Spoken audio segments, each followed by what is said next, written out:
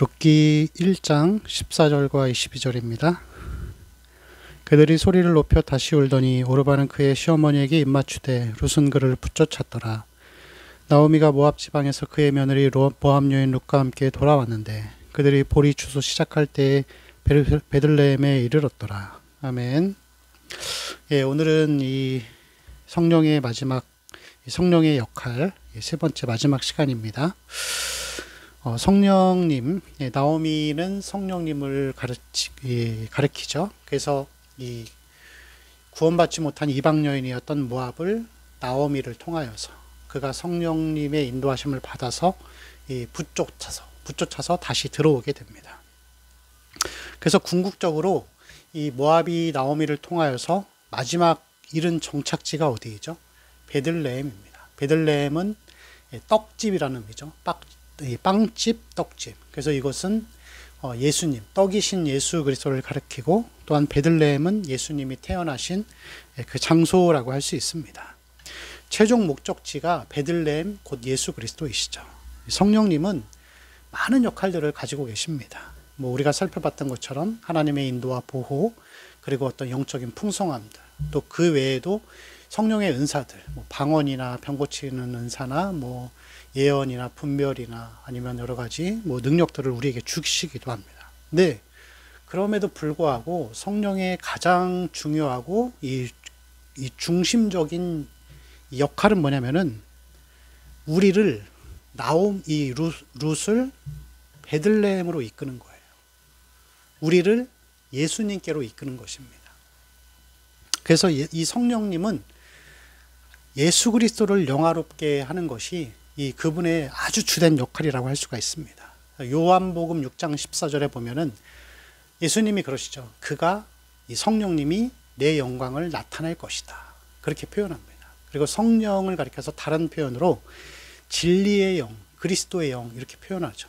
진리의 영, 진리이신 예수 그리스도를 나타내고 그리스도의 영이다. 여러분, 투광 조명등이라고 혹시 아시나요? 투광 조명등? 멋진 건물이 있어요.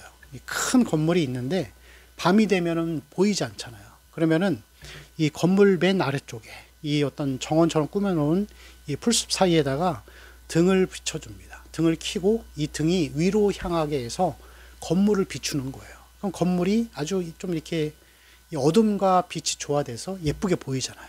그게 여러분 투광 조명등이에요. 이 투광 조명등의 역할은 무엇이죠? 빛나게 하는 거예요. 무엇을? 이 건물을 빛나게 하는 것입니다. 성령은 그런 역할이에요.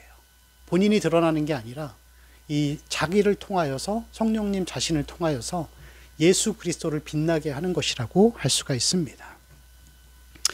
그래서 여러분 우리가 이 성령의 9가지 열매라고 하잖아요. 사랑과 희락과 화평과 오래 참음과 자비와 양성과 충성과 온유와 절제, 이것을 인격의 열매, 성품이라고 하는데 이 성령의 9가지 열매도 결국에는 보면은 예수 그리스도의 성품을 담는 것입니다. 예수 그리스도의 성품을 담는 것이죠.